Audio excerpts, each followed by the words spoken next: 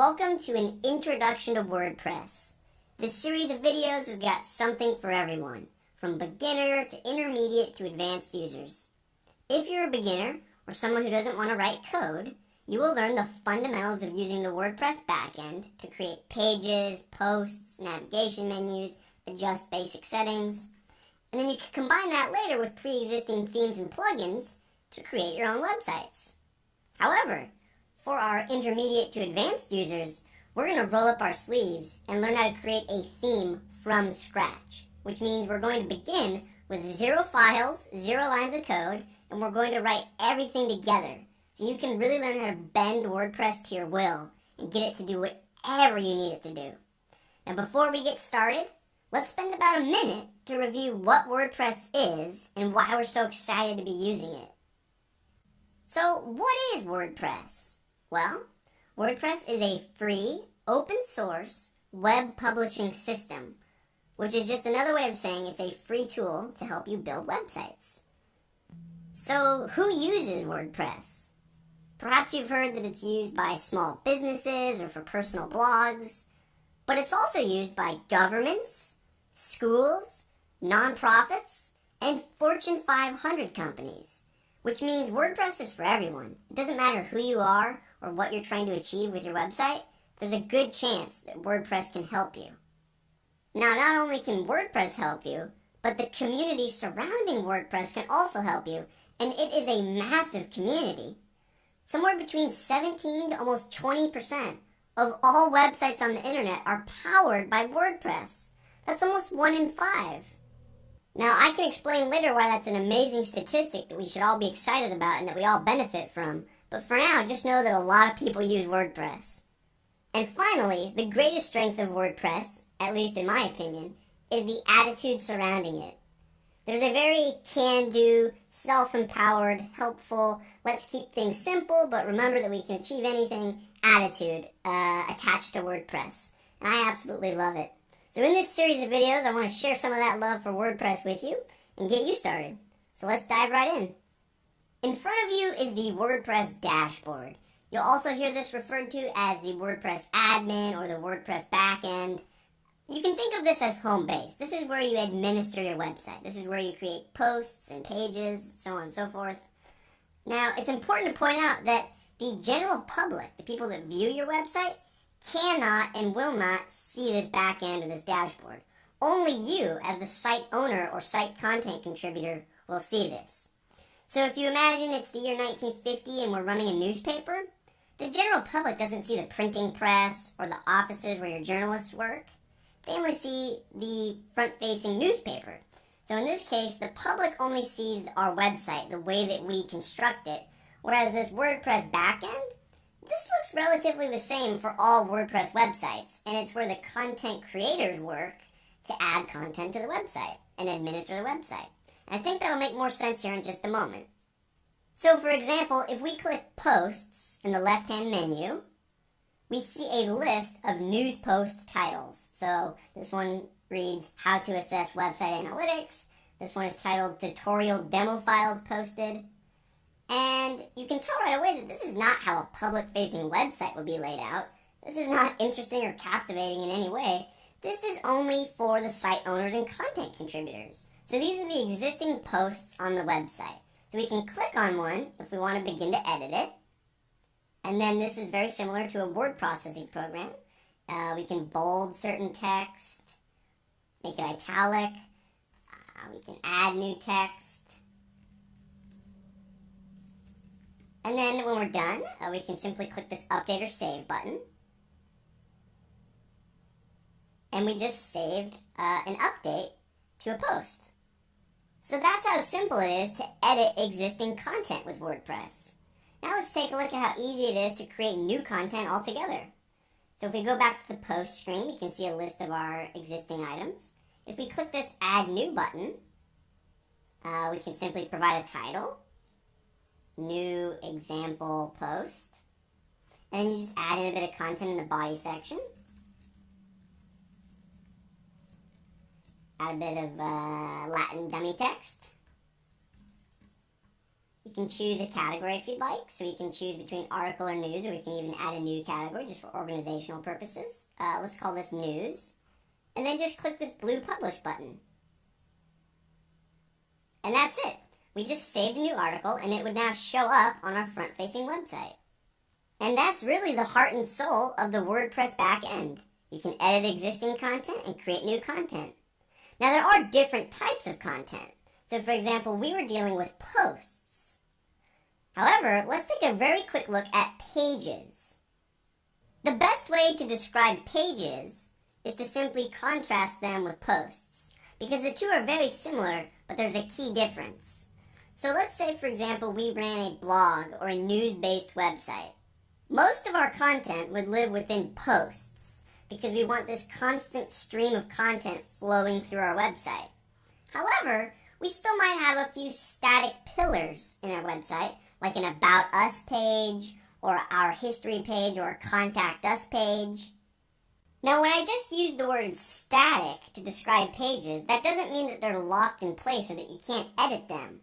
So, for example, if we click on About Us, we can edit this page. We can make this text bold, we can add new paragraphs, and then click the update button.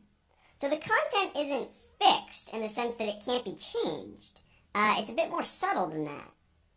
What we really mean is that posts are usually displayed in reverse chronological order, so the newest posts are at the top if you think of a news website. But pages aren't really part of a stream or river of content. They're sort of independent, timeless in a way, and that's what we mean when we say fixed or static. But aside from that, you can see that pages and posts are nearly identical. You provide a title and then a bit of content. You can update and save them. Now, posts and pages are really the heart and soul of WordPress. So in a sense, you've already just learned how to use WordPress. It's that simple. But you might be thinking, okay, so there's posts and pages. Is that it? Is that all WordPress is? And if it is, why is WordPress so insanely popular? Why do people make such a big fuss over it? So to address those questions or that series of concerns, I will say this. Yes, the core of WordPress really is that simple, but the core is also very powerful and very easy to extend and customize. So for example, out of the box, WordPress only comes with posts and pages, so you can have a news section and then a few static pages. But what if you wanted a completely separate part of your website to have recipes, so dinners, desserts, meal ideas? Well, you can see in the sidebar that I've created a custom post type named recipes. And that if I click that, we've got all this entirely different content here. Beef stew, feta chicken salad, blackberry pie, potato salad, chocolate cake. And you can see that we can even use different categories or different taxonomy systems. We can categorize the meals as chicken or dessert, dinner. And these categories are entirely separate from the categories that we use for the news or blog section of our website. And if we click on one, so if I click on potato salad, you can see that it looks just like a post or a page. So you can add content. Oh, here's where the ingredients go. Here's where the instructions go. But it would be very easy to adjust some of the settings in WordPress so that when you're editing a recipe, there's also another field down here that says recipe rating, and you can choose between 1 to 5 stars. And then there could be another field called recommendation, and we would say whether we actually recommend this recipe or not. So the point is that you can have any number of fields in addition to just this main body text field. And you can have those fields only display for certain content types. Which means WordPress isn't limited to just posts and pages. Yes, that's what it starts with out of the box. But WordPress is only limited by your imagination. We could create other custom content types in addition to recipes. We could create restaurant reviews, photo galleries, slideshows, chef's corner with interviews, whatever your imagination can think of. You can really extend and customize WordPress to help you keep it organized, dynamic, and easily accessible to the public. Now, this first lesson or video that you're currently watching is just to whet your appetite. We didn't really get our hands dirty and learn any of the details yet. I do want to say, though, I purposely did not show you the front-facing website. So if you remember, we discussed that only the admin or the site owner sees this dashboard, whereas the public sees something different. They see the actual website. Now, the reason I didn't show you what the website looks like is because I don't want you to have any preconceived notions of what a, quote, WordPress website looks like. There's a lot of people that think that all WordPress websites look the same or that they have some cookie-cutter formula, but I'm here to tell you that they don't need to be that way and that largely they're not that way. WordPress does not place any restrictions on how your website should look. The only reason some WordPress websites feel cookie cutter or maybe they look the same is because a certain theme has become very popular.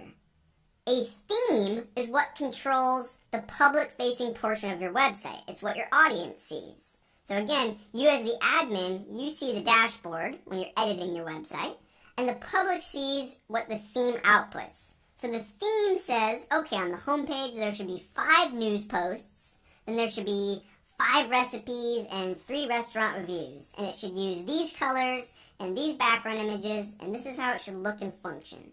That's the role of the theme. Now remember earlier when we said that the WordPress community was huge? It is, and it's also filled with people who share their work. So imagine if someone who's a developer created a really useful theme, and then 500,000 or 1 million people started using that theme.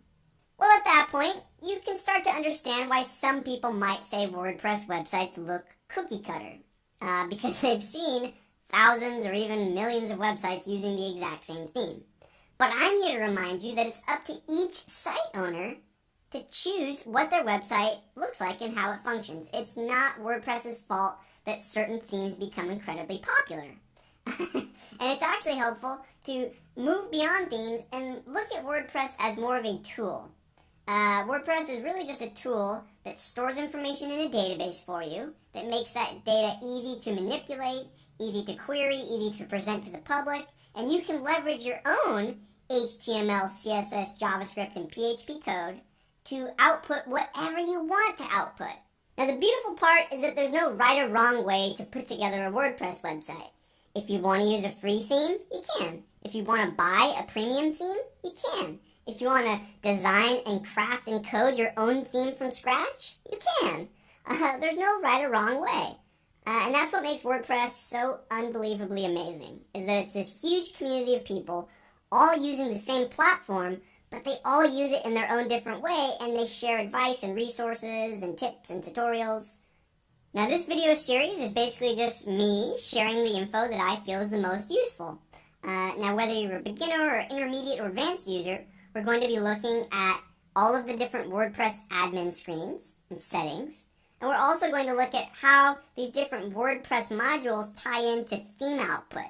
So whether you want to use a pre-existing theme or whether you want to code your own theme from absolute scratch, we're going to take a look at all of the factors at play. So thank you very much for watching this introductory video, and I'll see you in future lessons very soon. Thanks, bye. And nothing ever will. Tried to stay